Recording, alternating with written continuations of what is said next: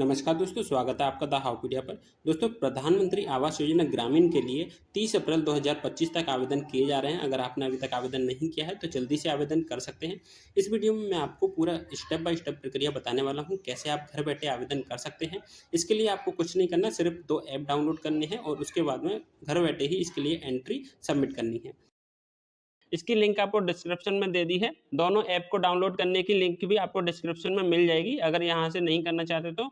देखिए, इस वाले पेज पर जैसे ही आप आएंगे तो फिर यहाँ पर ये जो आपको मेनू का ऑप्शन दिखाई दे रहा है, इस पर आपको क्लिक करना है। इसको क्लिक करने के बाद लास्ट में यहाँ पर ऑप्शन दिखाई दे रहा है आवास प्लस 2024 सर्वे, इस पर आप क्लिक करेंगे। जैसे ही आप क्लिक करेंगे, यहाँ पर आपको ये 2 एप्लीकेशन के लिंक दिखाई दे रहे हैं। सबसे पहले इसको आपको डाउनलोड करना है, दोनों को।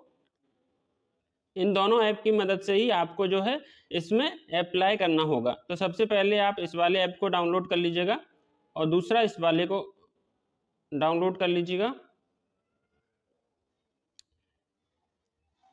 देखिए, ये आधार फेस आरडी है, ये आपको प्ले स्टोर से मिल जाएगा।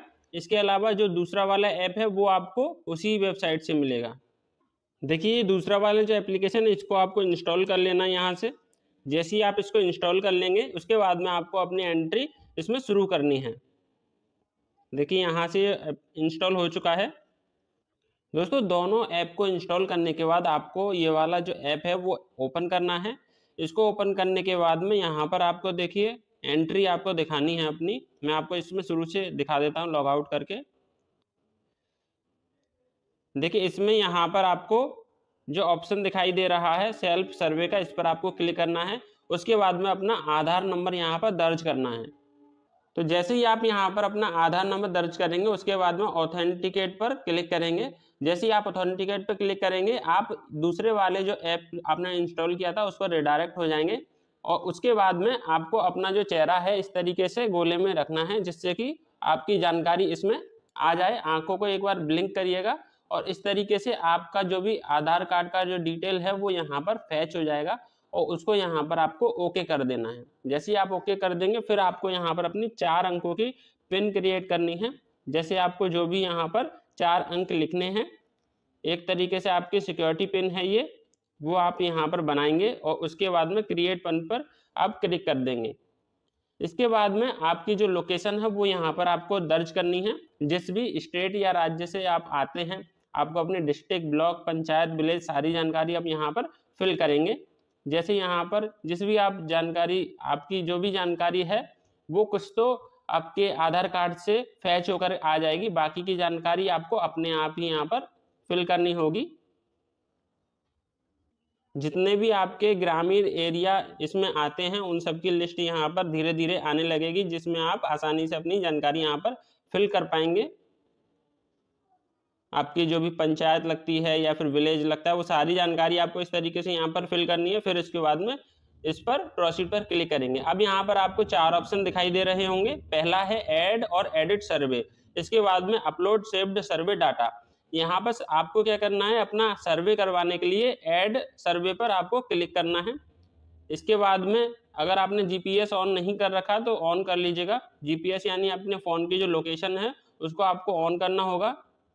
इसको ऑन करने के बाद में आपके सामने इस तरीके से फॉर्म आ जाएगा। यहाँ पर आपको सारी जानकारी फिल करनी है।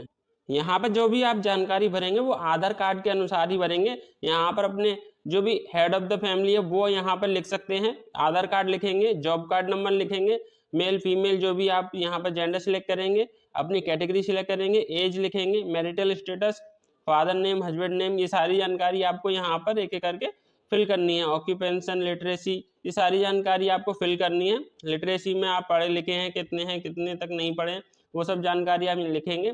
ऑक्यूपेशन में आप यहाँ पर लिखेंगे आप किस तरीके का व्यवसाय करते हैं, जॉब करते हैं या कुछ नहीं करते, वो सारी जानकारी यहाँ पर लिखेंगे। नंबर ऑफ फैमिली आप यहाँ लिखेंगे। देखिए, नंबर ऑफ फैमिली उतने ही लिखिएगा जितने आपके राशन कार्ड में जुड़े हों। जैसे कि अगर आप 5 मेंबर हैं तो यहाँ पर 5 लिखिएगा, या 4 हैं तो 4 लिखिएगा, क्योंकि इनकी जानकारी आपको बाद में नेक्स्ट वाले पेज पर आपको फिल करनी पड़ेगी। इसके बाद में आपको क्या करना है, यहाँ पर अगर कोई भी मेंबर आपका डिसेबल पर्सन है, विकलांग है, तो यहाँ पर येस या नो पर आप क्लिक करेंगे।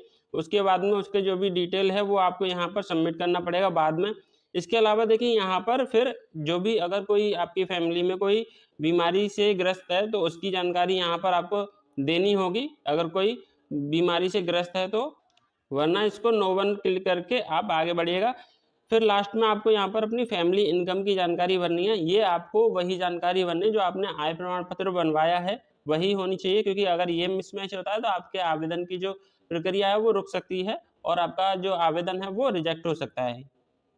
देखिए इसमें जहाँ तक मैं जानता हूँ, इसमें जो लिमिट है आय प्रमाण पत्र की, जो ग्रामीण क्षेत्र में जिनको आवास का लाभ लेना होता है वो है आपकी 3 लाख से कम की होती है। अगर आप 3 लाख से ज़्यादा कमाते हैं तो शायद इसमें आपका नंबर नहीं आएगा। तो जो भी आय प्रमाण पत्र आप बनवा रहे हैं तो सालाना 3 लाख रुपए से कम आय का आपको बनवाना होगा। यहाँ पर आपको इसकी जानकारी यहाँ पर फिलअप कर देनी है और उसके बाद में यहाँ पर सेव एंड नेक्स्ट पर आपको क्लिक करना है। तो जैसे ही आप सेव एंड नेक्स्ट पर आप क्लिक करेंगे आपके सामने यहाँ पर सेकंड पेज ओपन हो जाएगा, जिसमें आपको ऐड फैमिली मेंबर्स की यहाँ पर डिटेल्स फिल करनी है। जितने भी मेंबर आपने पिछले पेज पर लिखे हैं उन सभी की जानकारी आपको यहाँ पर फिल करनी है। उसके बाद में आपको यहाँ पर उस बेनिफिशियरी को सिलेक्ट करना है जिसके लिए आप अप्लाई कर रहे हैं।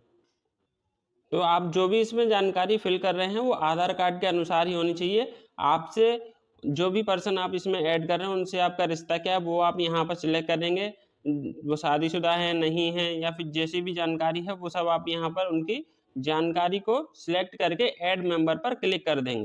देखिए जैसे ही आप अपने सभी मेंबर्स की डिटेल यहाँ फिल कर देंगे आपके ये फॉर्म इस तरीके से दिखाई देगा।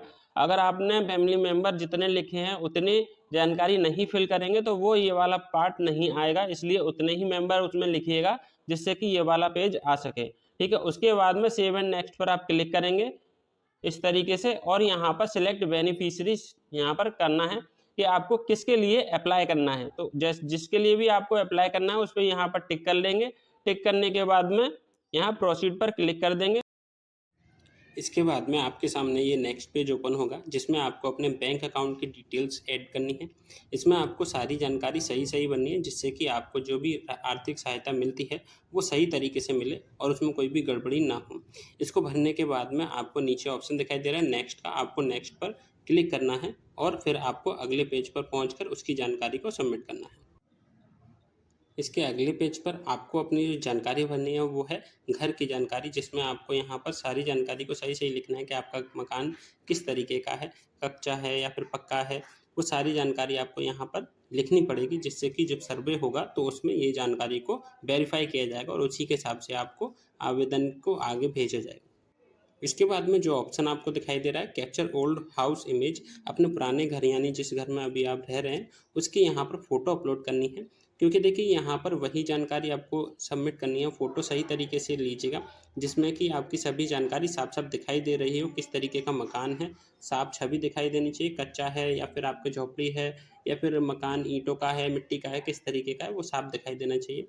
और आप जब भी फॉर्म भरें तो उसी जगह से भरें जहाँ पर आपका मकान है, क्योंकि इसमें लोकेशन जाती है लॉन्गिट्यूड वगैरह यहाँ पर, इसलिए उसी जगह से इसको फ़ोटो को खींचिएगा जिससे कि इसमें ये जानकारी आ जाए। अपने फ़ोन का जीपीएस ऑन कर दीजिएगा जिसमें ये जानकारी ऑटोमेटिकली फिल हो जाती है। उसके बाद में आपको यहाँ पर सेव एंड नेक्स्ट पर क्लिक करना है और आगे का फॉर्म भरना है। नेक्स्ट ऑप्शन में आपको यहाँ पर मकान के यहाँ पर टाइप दिखाई दे रहे होंगे, आपको किस तरीके का मकान बनाना है वो प्रेफरेंस आप यहाँ पर सिलेक्ट कर सकते हैं। आपको इन दोनों में से या फिर अन्य कोई भी मकान का यहाँ पर प्रेफरेंस दिखाई दे रहा है उसको आप सिलेक्ट कीजिए और आगे आप फॉर्म को अग्रेसित कर सकते हैं। प्रोसीड करने के बाद में आपको फिर से जो आधार कार्ड का फेस डिटेक्शन वाला ऐप है उस पर चले जाएंगे और इस तरीके से आपके सामने यहाँ पर गोले में नाम आए, आपका चेहरा आपको दिखाना है। तो जैसे ही आप उसमें अपना आधार वेरिफिकेशन पूरा कर देंगे उसके बाद में आप यहाँ पर आ जाइएगा। देखिए यहाँ पर क्या है कि आपको ये जो दूसरा वाला ऑप्शन दिखाई दे रहा है अपलोड सेव्ड सर्वे डाटा, इस पर आपको क्लिक करना है। देखिए इसको आपको क्लिक करने से पहले मैं आपको बता दूं, अगर आपने जो भी जानकारी फिलअप करी है उसको एक बार कंफर्म कर लीजिएगा और अगर उसमें जानकारी गलत है तो उसको एडिट सर्वे में जा करके दोबारा से चेंज कर लीजिएगा। अगर सब कुछ सही है तो फिर आपको अपलोड सेव्ड सर्वे डाटा पे क्लिक करना है। अपलोड रिकॉर्ड करते ही आपके सामने इस तरीके का पॉपअप आ जाएगा, your request has been submitted. इसका मतलब ये है कि आपका जो फॉर्म है वो पूरी तरीके से भर दिया गया है और आपका ये नंबर है आपके फ़ोन पर दिखाई देगा, इसको आप नोट कर लीजिएगा जिससे आप अपने आवेदन की स्थिति को बाद में चेक कर सकेंगे और बाद में इसको पता कर सकेंगे कि आपका फॉर्म किस स्थिति में है। आपका जो डाटा है सर्वे के लिए चला जाएगा, आपकी एंट्री हो जाएगी। उसके बाद में जो भी टीम गठित की गई होगी उसके द्वारा आपकी एंट्री को चेक किया जाएगा, और अगर सारी जानकारी सही पाई जाती है और आपको ग्रामीण आवास योजना में पात्र माना जाता है तो आपको अगली सूची में नाम इसमें शामिल कर दिया जाएगा। तो आशा है दोस्तों आपको यह जानकारी पसंद आई होगी। अगर इस योजना से जुड़ा हुआ कोई भी सवाल है मन में तो आप कमेंट में पूछ सकते हैं, और ऐसी ही जानकारी और अपडेट के लिए हमारे चैनल को सब्सक्राइब जरूर कीजिएगा। धन्यवाद।